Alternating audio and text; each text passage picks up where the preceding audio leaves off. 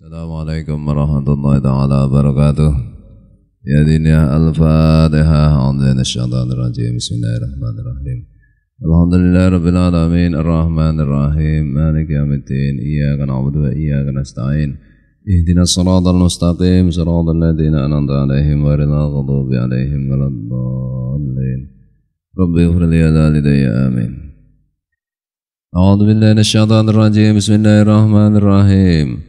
Alhamdulillah rabbil alamin. Allahumma salli wa sallim wa barik ala sayyidina Muhammad wa ala alihi wa sahbihi wa ikhwanihi minal anbiya'i wal mursalin. Lawatullahi assalamu alaikum ajma'in fi kulli waqtin wa hin. Amma ba'du, subhanaka la ilma lana illa ma 'allamtana innaka antal alimul hakim. La haula wa la quwwata illa billahil aliyil azim al azizil hakim. Bang dulu ya.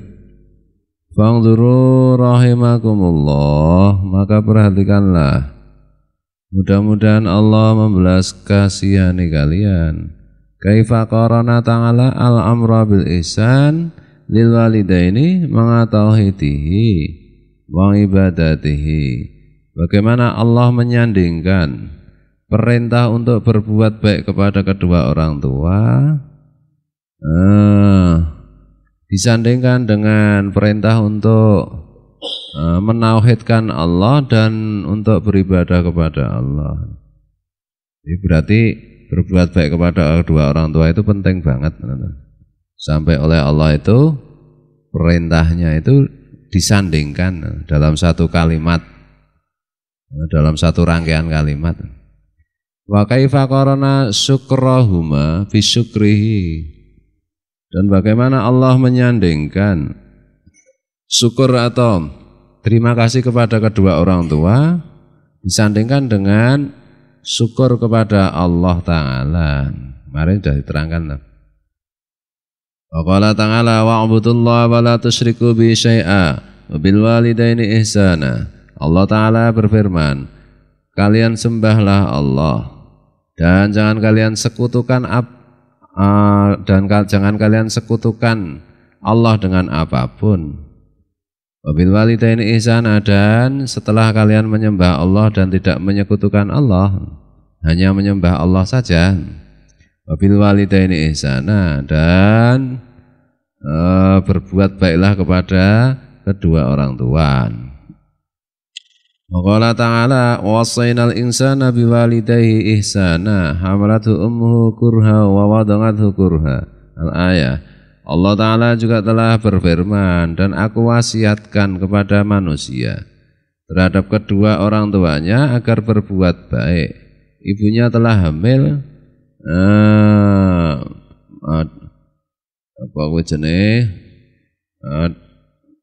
dengan kerepotan, dan ibunya telah hamil dengan berat dan melahirkannya pun dengan berat. Al-ayah, teruskanlah. Al-ayata ila akhiriha, dan teruskanlah sampai akhirnya ayat.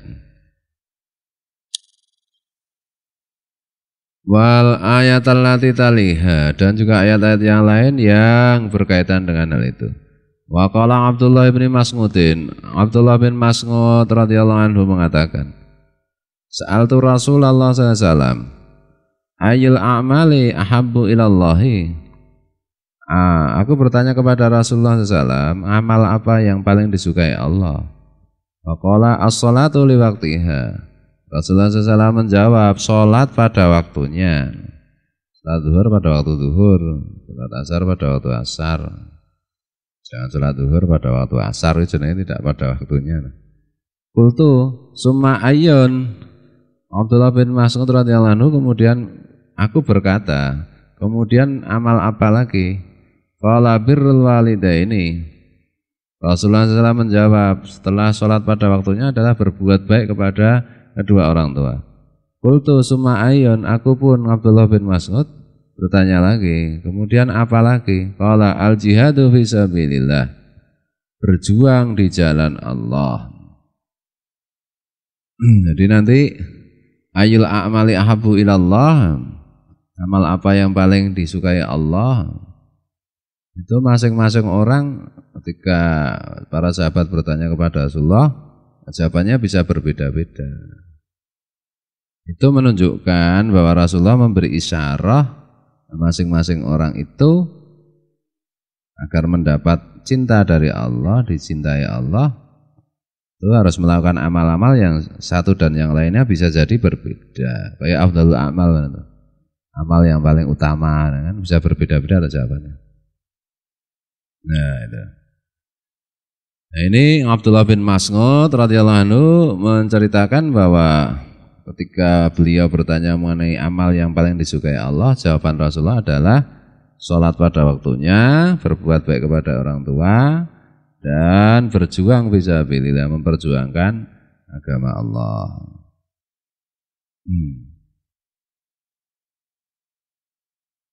Berarti Abdullah bin Mas'ud pada waktu itu masih punya orang tua. Nyatanya ada jawaban itu. Nah, yang bertanya mungkin yatim piatu, ya jawabannya berbeda lagi. Nah, jawaban Rasulullah itu selalu simpel, sederhana. Tetapi maknanya tidak pernah habis kalau digalin. Wa qala alaihi salatu wassalam, Nabi alaihi salatu wassalam bersabda, ridallah fi ridal walidaini wa sukhtuhu fi sukhtil walidaini. Ridha Allah itu ada di dalam ridha kedua orang tua, dan murka Allah juga ada di dalam murka kedua orang tua. Maksudnya tentu saja orang tuanya dengan syarat takwa kepada Allah. Takwa kan tidak mungkin orang takwa kalau tidak punya ilmu. Syarat takwa itu kan iman, ilmu, amal, iman, ilmu, amal. Jadi orang takwa itu nggak mungkin kalau bodoh. Kalau bodoh tidak akan takwa. Dia takwa tapi bodoh, ya tidak bisa. Salah satu syarat takwa itu adalah berilmu. Bagaimana dia bisa takwa kalau tidak berilmu? Ini sergap beribadah. Bagaimana tahu kalau ibadahnya itu benar apa salah kalau tidak tahu ilmu? Nah, itu kalau orang tuanya takwa itu ya ridallah fi ridal walidain wa sukhtuhu fi sukhtil walidain. Kenapa kira-kira hadis itu memaknainya seperti itu? Ya karena Rasulullah bersabda kepada para sahabat yang orang tuanya itu ya takwa. Orang tuanya sahabatnya Rasulullah, anaknya juga sahabatnya Rasulullah. Nah, kalau anaknya musuhnya Rasulullah ya lain lagi perkaranya kan itu. Kalau anaknya atau orang tuanya, ada banyak sahabat Rasulullah itu orang tuanya adalah musuh Rasulullah, memusuhi Rasulullah. Sopo kasing banyak dah Suhail orang itu, anaknya jadi sahabat Rasulullah tapi Suhail dewe yang meninggal waktu perang Badar itu tewas itu. Itu tentu hadis ini tidak dimasukkan Rasulullah dalam konteks seperti itu. Ridallah fi ridal walidain. Ridha Allah ada dalam ridha kedua orang tua. Enggak jadi ikut Rasulullah nanti. Wastuhtu fi sukhtil walidain, dan murka Allah ada di dalam murka orang tua. Suhail murka anaknya ikut Rasulullah itu. Ya Allah ridha. Nah, oleh karena itu semua hal sekali lagi itu ada penjelasannya.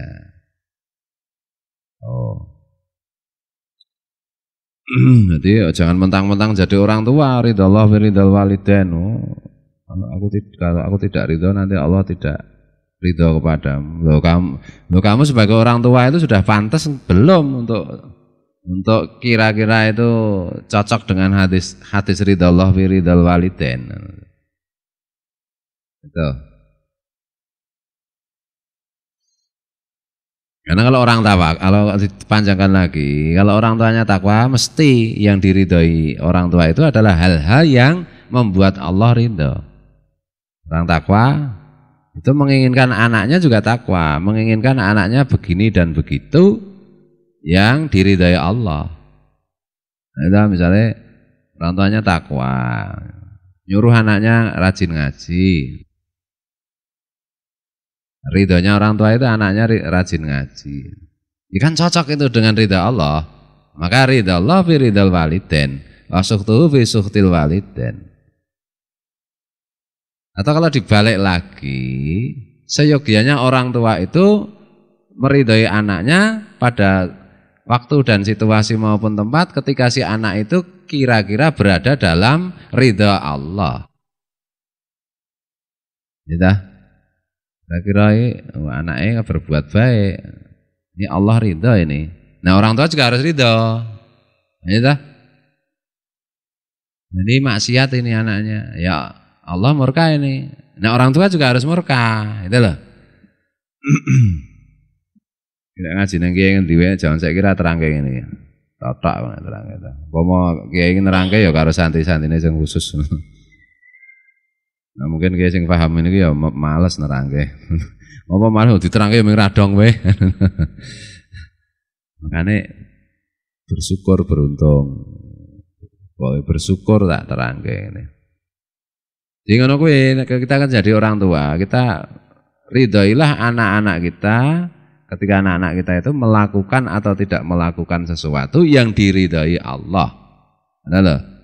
Ridha Allah itu kan ada kalanya harus melakukan sesuatu ketaatan. Ada kalanya harus tidak melakukan sesuatu yaitu kemaksiatan. Ada. Tapi jangan ridha kepada anak kita kalau sedang melakukan hal-hal yang tidak diridhai Allah. Nah, wujudnya bagaimana? Ya mendoakan, kemudian pokoknya memberi saran dan seterusnya, mengkondisikan. Ada kalanya itu saran nggak mempan ya harus dikondisikan.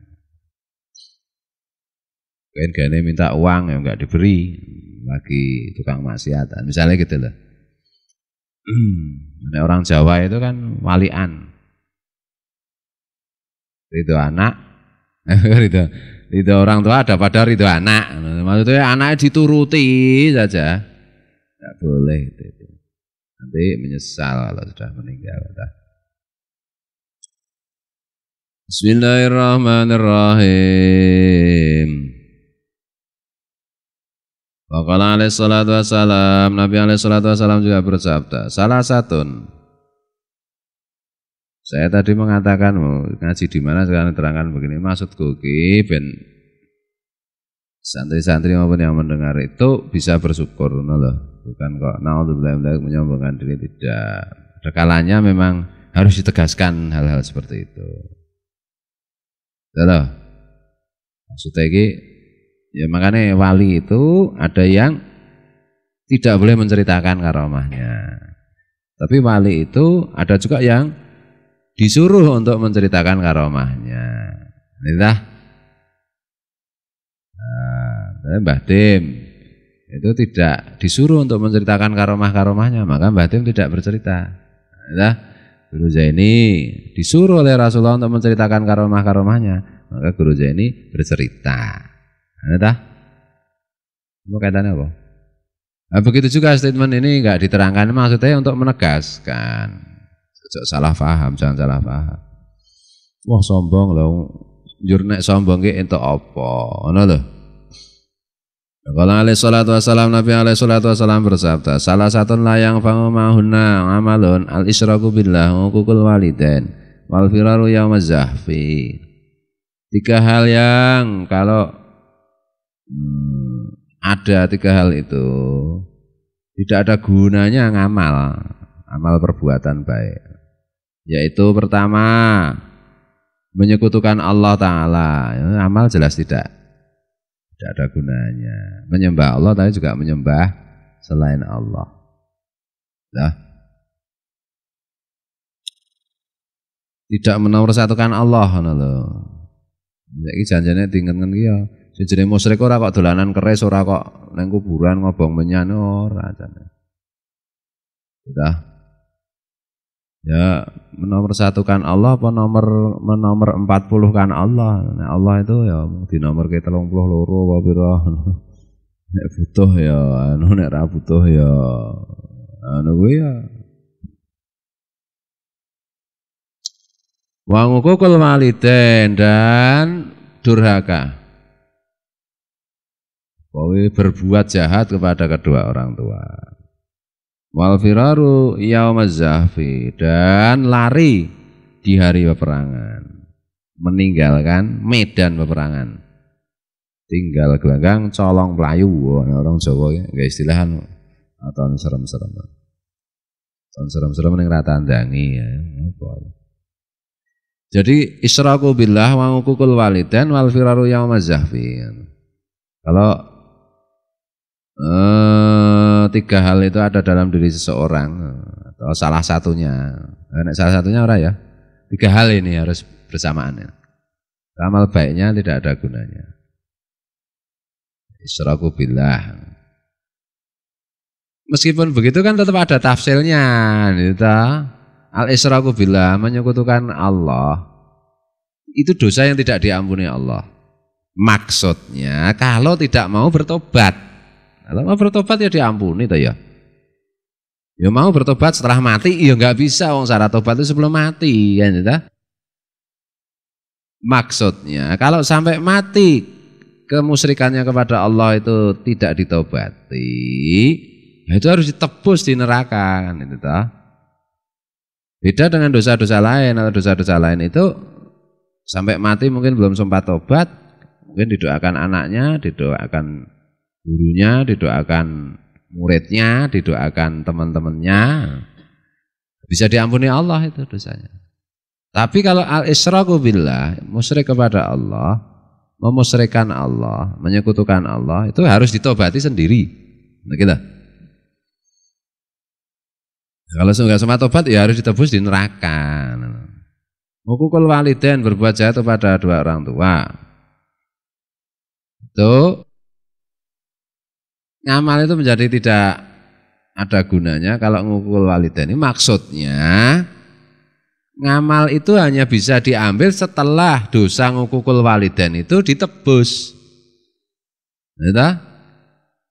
Wal firaru yaumaz zahfi, dan termasuk juga lari dari medan peperangan. Nah, ini kan tiga dosa besar. Jadi tekankan oleh Rasulullah. Ini tiga dosa besar. Jadi seolah-olah semua amal perbuatan jadi nggak ada manfaatnya, maksudnya. Karena saking sayangnya Rasulullah kepada kita, itu Rasulullah mengingatkannya itu dengan gaya seolah-olah kalau ada tiga hal itu semua amal perbuatan baik sama sekali tidak ada gunanya. Tapi bukan itu maksudnya Rasulullah. Itulah. Itu. Allah dan Rasulnya yang a'lam. Wa qala alaihi salatu wassalam, Nabi alaihi salatu wassalam bersabda, akbarul kabairi salah satun al-isyraku billah wa uququl walidain wa syahadatuz zuri, al-hadis. Dosa paling besar itu tiga, yaitu menyekutukan Allah, durhaka kepada kedua orang tua, dan menjadi saksi yang berbohong di pengadilan, maksudnya. Jadi saksi yang jahat. Misalnya margi ini mencuri atau tidak. Misalnya faktanya margi mencuri, kaca melihat. Kemudian di pengadilan sudah disumpah kaca, misalnya ditanya, "Cah, benarkah margi mencuri pada tanggal sekian jam sekian?" Nah, tidak. Nah, itu jenenge palsu itu. Oh, itu dosa besar. Kalau iya Pak Hakim memang itu margi itu mencuri. Nah, itu baru saksi yang benar. Nah. Bismillahirrahmanirrahim. Nah, dirinci lagi itu. Apakah yang dimaksud dengan syahadatuz zuri itu? Kesaksian palsu itu. Apakah khusus berlaku? Itu menjadi dosa besar ketika pengadilan itu adalah pengadilan yang sesuai dengan Islam atau semua pengadilan. Nah, itu nanti terjadi khilafiyah juga. Di pengadilan yang hukumnya didasarkan pada Islam ya jelas. Dan itu lah. Kalau di pengadilan yang tidak didasarkan hukum Islam, termasuk dosa besar enggak kalau syahadatuz zur, pengadilan umum misalnya. Itu khilafiyah. Ada yang mengatakan tidak termasuk, itu bukan pengadilan Islam, pengadilan umum. Ada yang mengatakan itu termasuk. Yang benar yang mana? Ya nanti kalau kiamat baru tahu kita. Al-hadis. Qala sallallahu alaihi wasallam raghima anfu man adraka abawahi indal kibari ahaduma au kilahuma falam yudkhilahu aljannata falam yafirrahuma birran yakunu sababan fi dukhulil jannati. Dan seterusnya ini penjelasannya dawa iki. Wallahu muwaffiq ila komentar wallahu alam. Assalamualaikum warahmatullahi taala wabarakatuh.